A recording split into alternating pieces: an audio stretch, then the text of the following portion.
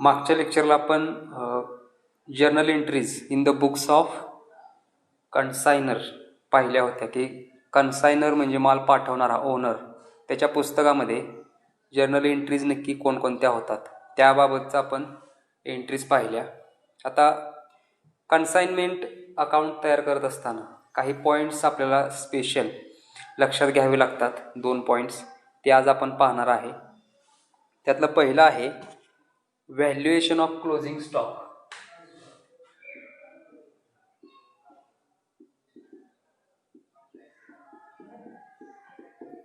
Valuation of closing stock.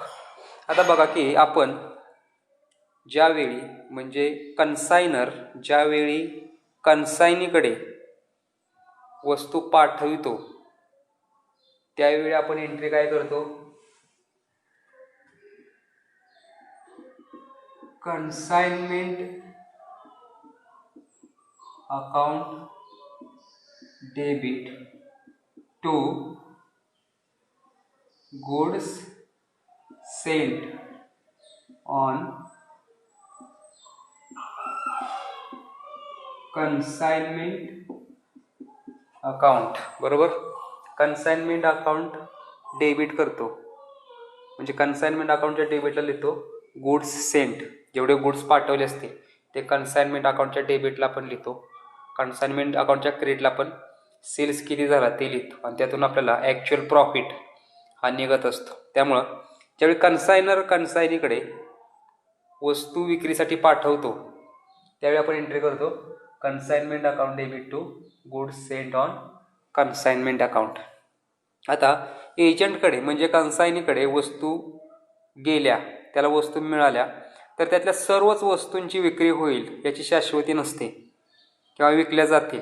त्यातले काही stock राहतो म्हणजे काही वस्तू विकल्या जात नाहीत. त्यामुळे तो जो रिमेनिंग स्टॉक आहे वस्तूंचा त्याला काय म्हणतो आपण, क्लोजिंग स्टॉक.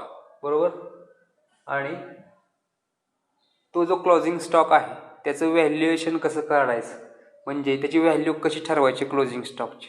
आता तुम्ही म्हणसाल ज्या किमतीला वस्तू पाठवल्या त्या किमतीलाच व्हॅल्युएशन करायचं त्या क्लोजिंग स्टॉकचं, तर तसं होत नाही. कारण वस्तू पाठवत असताना आपल्याला खर्च येतो.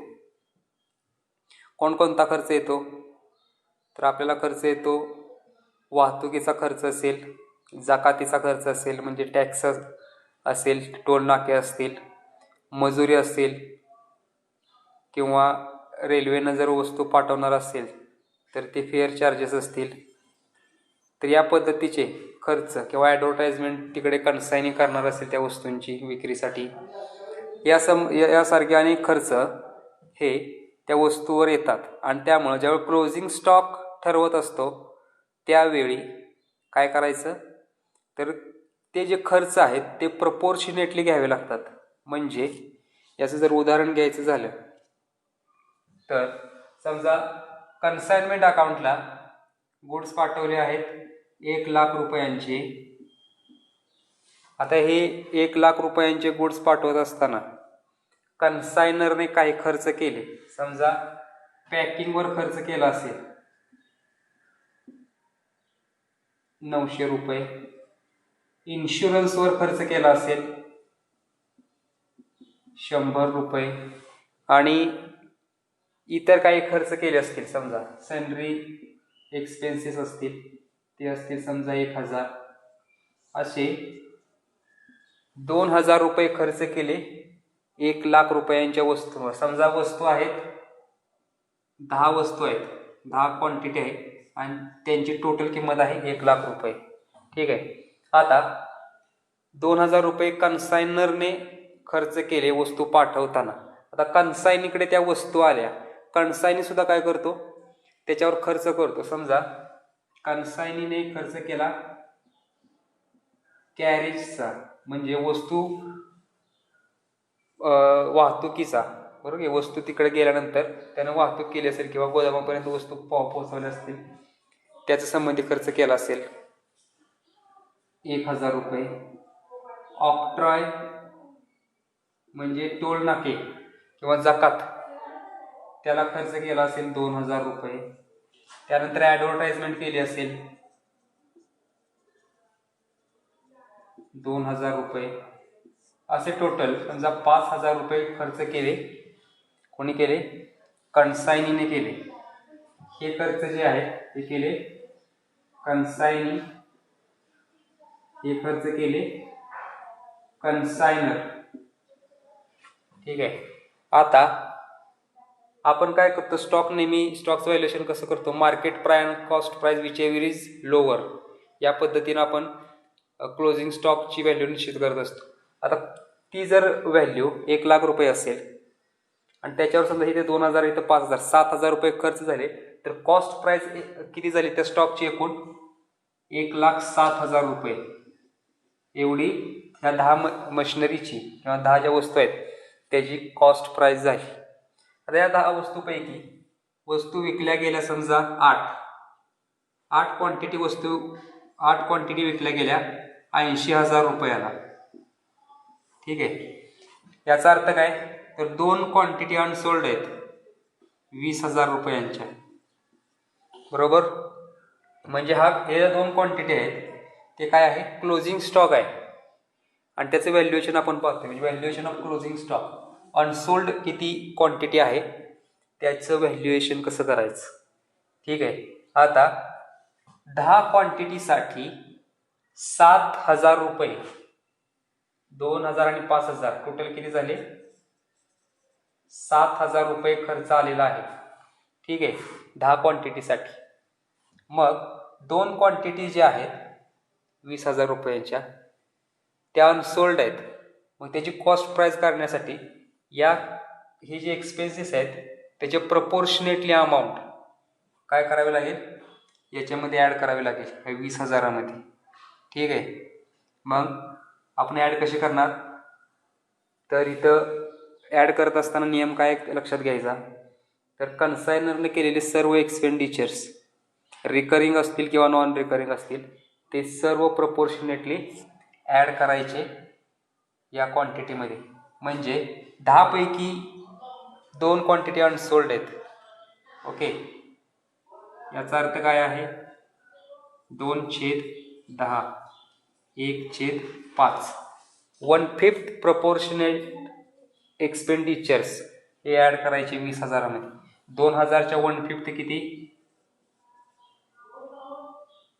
400 रुपये. 20,000मध्ये कन्सायनरचे 400 रुपये ॲड होतील. कन्सायनीच्या बाबतीमध्ये मात्र काय करायचं, फक्त नॉन रिकरिंग एक्सपेंडिचर्सच ॲड करायचे. कशामध्ये, स्टॉकमध्ये. तर नॉन रिकरिंग एक्सपेंडिचर्स कोणकोणते आहे त्याच्यामध्ये, कॅरेज आहे आणि ऑक्ट्रॉय आहे. नॉन रिकरिंग म्हणजे काय, पुन्हा पुन्हा न उद्भवणारे. एकदा वाहतुकीचा खर्च केला तर पुन्हा करावा लागत नाही. एकदा टोल नाका किंवा ती जकात टॅक्स दिला असेल, तो दिला असेल तर त्याचा सुद्धा खर्च पुन्हा पुन्हा करावा लागत नाही. मात्र ॲडव्हर्टाइजमेंटचा खर्च पुन्हा पुन्हा विक्री करण्यासाठी करावा लागणार आहे. त्याच्यामुळं ॲडव्हर्टाइजमेंट घ्यायची नाही. ॲडव्हर्टाइजमेंट कधी घ्यायची, ज्यावेळी वस्तू विकल्या जातील त्यावेळी तो खर्च ॲड होईल. आत्ता क्लोजिंग स्टॉकचं व्हॅल्युएशन करत असताना तो खर्च ॲड होणार नाही. मग इथं फक्त 3,000 रुपये जे आहेत त्याची प्रपोर्शनेटली अमाऊंट 1/5 700 रुपये ॲड करायची आणि टोटल अमाऊंट किती, 21,000 रुपये. म्हणजे cost of valuation of closing stock किती होईल, 21,000 रुपये होईल. 20,000 रुपये होणार नाही, कारण त्या स्टॉकवर खर्च केलेली अमाऊंट प्रपोर्शनेटली जेवढा स्टॉक राहिला आहे तेवढ्या प्रपोर्शनेटली अमाऊंटसुद्धा क्लोजिंग स्टॉकमध्ये ॲड करावी लागते. त्यावेळी ॲक्च्युअल कॉस्ट क्लोजिंग स्टॉकची निघते. ठीक आहे. ही ॲक्च्युअल कॉस्ट आहे त्या स्टॉकची. ॲक्च्युअल कॉस्ट का म्हणायचं, कारण की वस्तू निर्माण करत असताना जे खर्च येतात किंवा वस्तू विकत असताना खर्च येतात ते सर्व ॲड होतात कॉस्ट प्राईजमध्ये. मग आता हे सगळे वस्तू विकत असताना येणारे खर्च आहेत. बरोबर. मग ज्या वस्तू विकलेल्या नाही आहेत परंतु त्याच्यासुद्धा हे खर्च झालेले आहेत, त्याच्यामुळे हे खर्च त्या न विकलेल्या वस्तूमध्ये सुद्धा ॲड होतील. आणि त्यामुळे ॲक्च्युअल कॉस्ट प्राईस निघेल त्या स्टॉकची. म्हणून आपण काय केले, हे जे एक्सपेंडिचर्स आहेत कन्सायनरकडून कन्सायनीकडे वस्तू पाठवत असताना येणारे एक्सपेंडिचर हे क्लोजिंग स्टॉकमध्ये ॲड केले. ठीक आहे, या पद्धतीने क्लोजिंग स्टॉकची व्हॅल्यू ही निघणार आहे. ठीक आहे, आता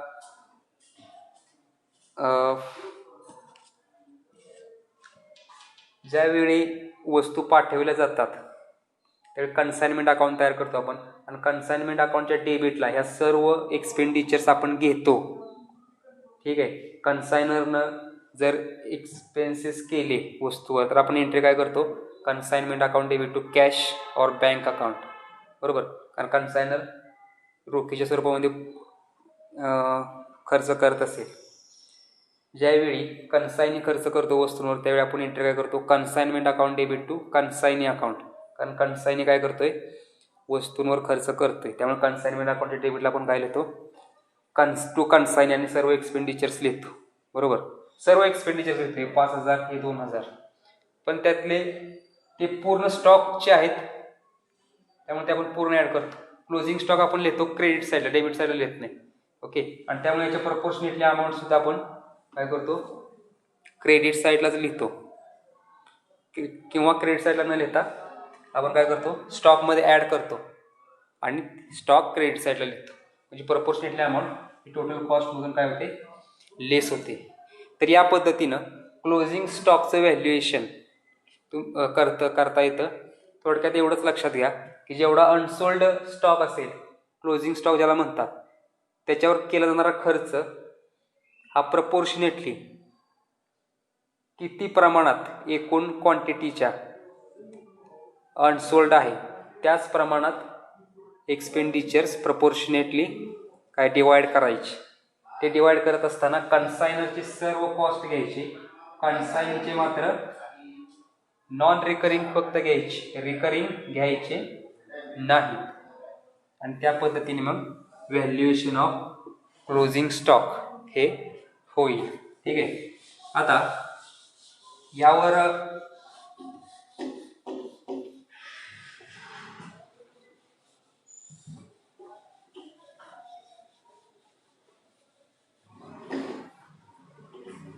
याच्यावरच आपण एक सिंपल एक्झाम्पल पाहूया की कशा पद्धतीने क्लोजिंग स्टॉकचं व्हॅल्युएशन हे केलं जातं. तर एक्झाम्पल बघा की cost of goods sent on consignment ₹20,000. किती रुपयाच्या वस्तू कन्साइनमेंटला पाठवलेल्या आहेत, कन्सायनरनं कन्सायनीला पाठवलेल्या आहेत. कॉस्ट ऑफ गुड्स किती आहे,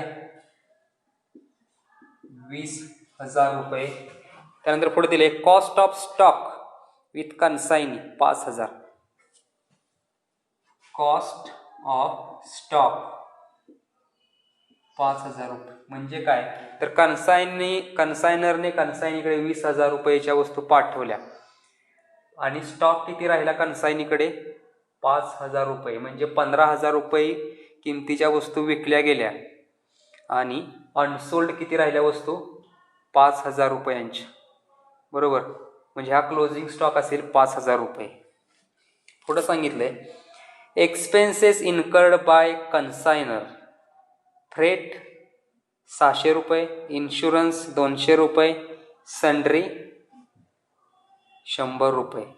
कन्सायनरनं वस्तू पाठवत असताना कन्सायनीकडे किती खर्च केला, तर फ्रेटचा 600 रुपये केला, इन्शुरन्सचा 200 रुपये केला, सन्ड्री म्हणजे इतर काही खर्च असेल तो 100 रुपये. असा एकूण टोटल खर्च किती केला,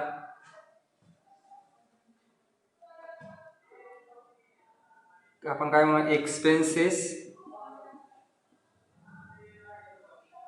बाय कन्सायनर. कन्सायनरने किती खर्च केला, टोटल 900 रुपये केला. बरोबर, त्यानंतर खाली दिले एक्सपेन्सेस इन्कर्ड बाय कन्सायनी. कन्सायनीने कोणकोणता खर्च केला वस्तू विकत असताना, कॅरेज वाहतुकीचा खर्च केला 50 रुपये, ऑक्ट्राय जकात 250 रुपये, ॲडव्हर्टाइजमेंट 100 रुपये, इन्शुरन्स 125 रुपये. बरोबर. आता हे जे 4 एक्सपेंडिचर्स आहेत जे खर्च केलेले आहेत कन्सायनीने, बरोबर, त्यातले फक्त काय घ्यायचे, नॉन रिकरिंग एक्सपेंडिचर्स घ्यायचे.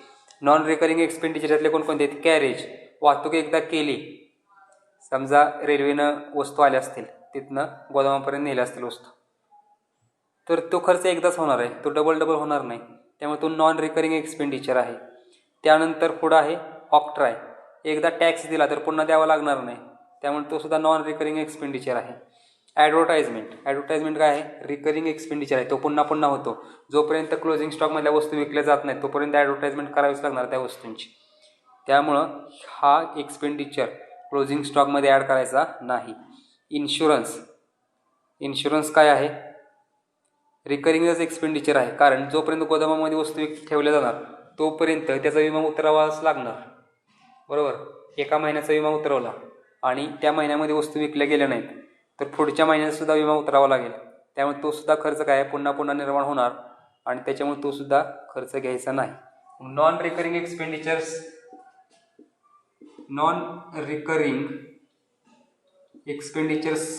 बाय कन्सायनी किती रुपये? तर 50 रुपये आणि 250 रुपये. कॅरेज आणि ऑक्ट्रायचा फक्त 300 रुपये. याचाच प्रपोर्शनेटली अमाऊंट फक्त घ्यायची. आता बघा की आपण एक एक्झाम्पल जर सॉल्व करायचं म्हटलं तर स्टॉक किती आहे? 5000 रुपये. बरोबर. स्टॉकची किंमत आहे 5000 रुपये. ठीक आहे. एक्सपेंडिचर कन्सायनरने किती केले? एक्सपेंडिचर बाय कन्सायनर 900 रुपये. आता टोटल स्टॉकच्या जो क्लोजिंग स्टॉक आहे तो किती प्रमाणात आहे? प्रपोर्शन काय आहे त्याचं? प्रपोर्शन काय आहे? 5000 भागिले 20,000.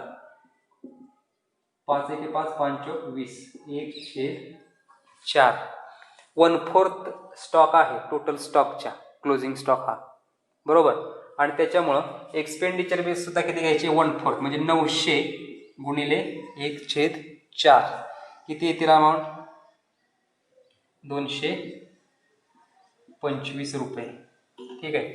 म्हणजे टोटल कॉस्ट जे असणार क्लोजिंग स्टॉकचं प्रमाण, प्रपोर्शन, तेवढंच एक्सपेंडिचरचं सुद्धा प्रपोर्शन घ्यायचं. पण क्लोजिंग स्टॉकच्या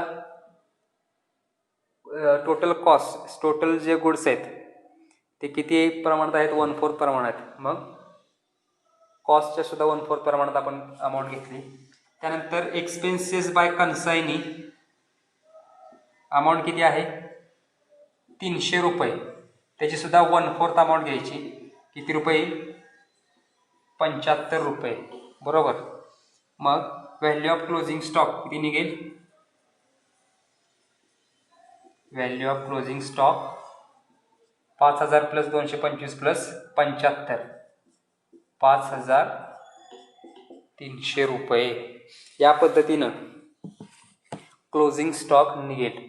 तर आपल्याला ज्यावेळी एक्झाम्पल विचारले जातील कन्साइनमेंटचे, त्यावेळी क्लोजिंग स्टॉक किंवा अनसोल्ड गुड्स असतील त्याची व्हॅल्युएशन या पद्धतीने करायचं आणि ते मग कन्साइनमेंट अकाउंटच्या क्रेडिट साईडला लिहायचं. ठीक आहे. आता मी तुम्हाला सांगितलं मगाशी एंट्री कोणती केली जाते.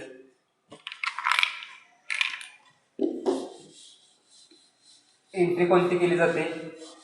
ज्यावेळी कन्सायनीकडे वस्तू पाठवतो त्यावेळी एंट्री काय करतो? Consignment account debit to goods sent on consignment account. Stock राहिला तर रिवर्स एंट्री होते. बरोबर. Consignment stock account debit to consignment आणि ते अमाऊंट क्रेडिट साईडला लिहायची. तर या पद्धतीनं व्हॅल्युएशन ऑफ क्लोजिंग स्टॉक हे होत असतं. हा पहिला इम्पॉर्टंट पॉईंट आपण पाहिला. त्यानंतर दुसरा इम्पॉर्टंट पॉईंट आपल्याला पाहायचा आहे तो म्हणजे goods invoiced at above cost. हा झाला पहिला पॉईंट. दुसरा बघूया, गुड्स इनवॉइस्ड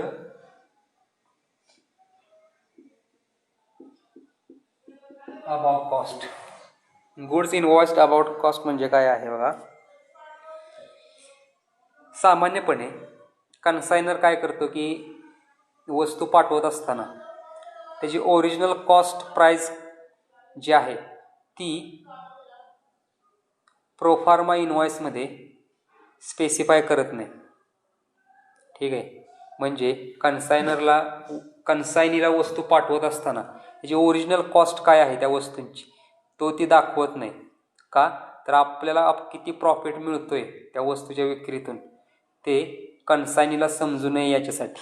याचा अर्थ काय, समजा वस्तू असतील 80,000 रुपये किमतीच्या, तर प्रोफार्मा इनवॉइस म्हणजे काय, तर वस्तू पाठवत असताना त्याच्याबरोबर डॉक्युमेंट पाठवलं जातं की त्याच्यामध्ये वस्तू किती किमतीच्या आहेत ते सांगितलं जातं. बरोबर. तर 80,000 रुपये किमतीच्या वस्तू असतील तर तो 80,000 रुपये मेन्शन करत नाही, तो मेन्शन करतो 1,00,000 रुपये. तो काय म्हणतो, या वस्तू 1,00,000 रुपयाच्या आहेत. असं का करतो, तर आपल्याला एकूण किती प्रॉफिट मिळतोय त्या वस्तूमागं हे कन्सायनीला समजू नये याच्यासाठी. ठीक आहे. आता 80,000 रुपये कॉस्ट प्राइस आहे वस्तूंची आणि 1,00,000 रुपये दाखवले. असं जर केलं तर एक्झॅक्ट प्रॉफिट किती झाला किंवा लॉस किती झाला कन्साइनमेंटमध्ये ते समजू शकणार नाही कन्सायनरला. बरोबर. का बरं समजू शकणार नाही, कारण याच्यावर खर्च केले जाणार, कन्सायनर खर्च करणार, कन्सायनी खर्च करणार, त्यातला काही स्टॉक अनसोल्ड राहणार, त्याच्यावर सुद्धा खर्च प्रपोर्शनेटली विभागला जाणार. मग ॲक्च्युअल प्रॉफिट समजणार नाही. बरोबर. आणि तो समजण्यासाठी काय केलं जातं, तर वस्तू ज्या किमतीला पाठवलेल्या आहेत त्यातून जी वाढवलेली किंमत आहे ती कट केली जाते. ठीक आहे. आता बघा हेच एक्झाम्पल बघूया. याची ओरिजिनल प्राइस काय आहे, ओरिजिनल प्राइस आहे वस्तूंची 80,000 रुपये. पण कन्साइनमेंट मध्ये किती रुपये मेन्शन केले, 1,00,000 रुपये मेन्शन केले. वस्तू पाठवत असताना 1,00,000 रुपये 1,00,000 रुपयांच्या आहेत असं सांगितलंय. बरोबर. त्यावेळी कन्सायनर आपल्या पुस्तकामध्ये एंट्री काय करतो, वस्तू पाठवताना एंट्री काय करतो,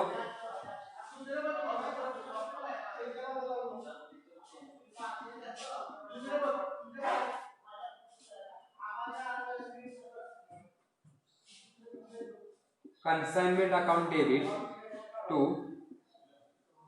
goods sent on consignment account 1,00,000 रुपये. या पद्धतीची जर्नल एंट्री कन्सायनर आपल्या पुस्तकामध्ये करतो. 1,00,000 रुपयाच्या वस्तू पाठवल्या असं तो मेन्शन करतो. बरोबर. पण इथं काय झालेलं आहे, तर 80 रुपयाचं ॲक्च्युअल प्राइस आहे. बरोबर. आणि त्याच्यामुळे स्वतःच्या पुस्तकामध्ये तो काय करतो, ही अमाऊंट ॲडजस्ट करतो.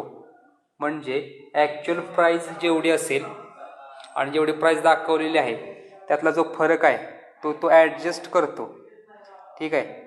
म्हणजे एक्सेस अमाऊंट जी आहे, एक्सेस अमाऊंट किती आहे 20,000 रुपये, ती अमाऊंट तो कॅन्सल करतो. ठीक आहे. मग कॅन्सल जर ती अमाऊंट करायची असेल तर काय करावं लागेल, एंट्री रिव्हर्स करावी लागेल. बरोबर. मग तो एंट्री काय करतो नंतरची, goods sent on consignment account debit किती रुपये 20,000 रुपये टू कन्साइनमेंट अकाउंट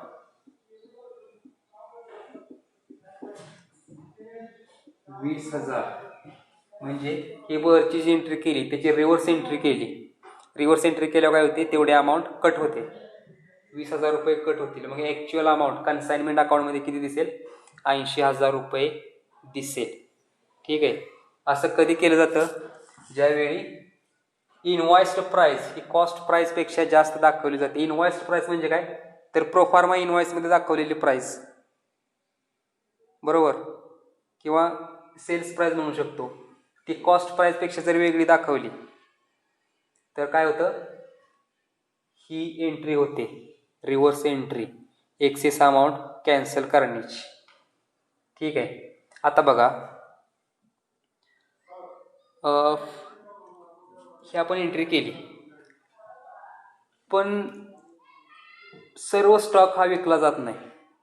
त्यातली काही स्टॉक हा राहतो क्लोजिंग स्टॉक म्हणून. मग क्लोजिंग स्टॉकमध्ये काय होतं? ती अमाऊंट वजा झालेली असते.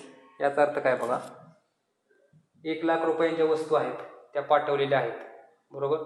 आपण 20,000 रुपये वजा केले. टोटल क्वांटिटी किती आहेत? समजा 10 क्वांटिटी आहेत, तर 10 क्वांटिटीच्या सर्व आपण अमाऊंट काय केली? वजा केली. पण काय क्लोजिंग स्टॉक राहिला असेल. मग क्लोजिंग स्टॉक आपण कुठं लिहितो?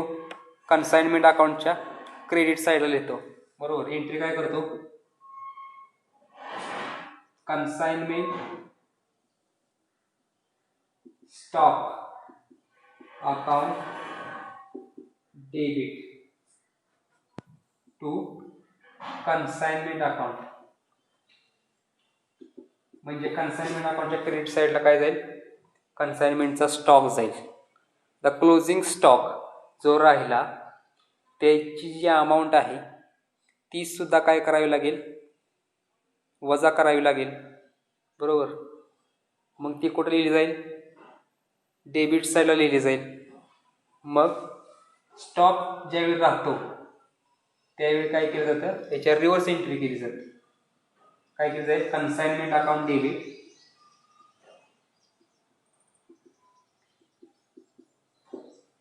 To consignment stock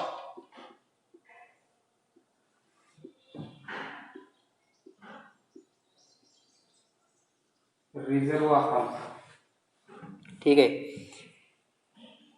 he G entry आहे ती कशाची केली जाते?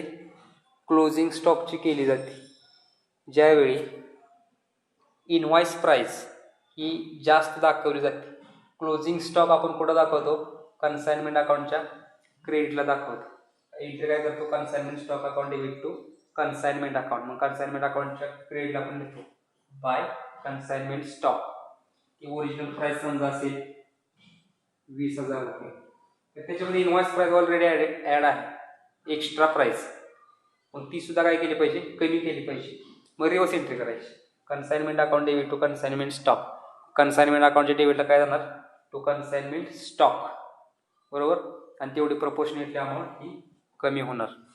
म्हणजे वस्तू पाठवत असताना टोटल वस्तू त्यावेळी एंट्री काय करतो? Consignment account debit to goods sent on consignment. आणि जेवढी एक्स्ट्रा प्राइस दाखवलेली आहे ती पुन्हा कॅन्सल केली जाते रिव्हर्स एंट्री करून. तसंच अनसोल्ड स्टॉक जो आहे किंवा क्लोजिंग स्टॉक आहे त्याची एंट्री करतो आणि त्याच्यामध्ये जी एक्स्ट्रा अमाऊंट दाखवली ती कॅन्सल करण्यासाठी क्लोजिंग स्टॉकची रिव्हर्स एंट्री करतो. ठीक आहे. तर या पद्धतीनं जर्नल एंट्रीज या होत असतात ज्यावेळी goods invoiced about the cost. Okay. Actual कॉस्टपेक्षा इनवॉइस प्राइस ही जास्त दाखवली जाते. इनवॉइस प्राइस म्हणजे प्रोफार्मा इनवॉइसमध्ये नमूद केलेली कॉस्ट. ओके. तर या पद्धतीने हे 2 महत्त्वाचे पॉईंट्स आहेत कन्साइनमेंट बाबतचे एक्झाम्पल सॉल्व्ह करण्यासाठी. ठीक आहे. तर त्याचे ॲक्च्युअल जे एक्झाम्पल आहे कन्सायनरच्या पुस्तकामध्ये कसं होतं ते आपण नंतरच्या लेक्चरमध्ये पाहू.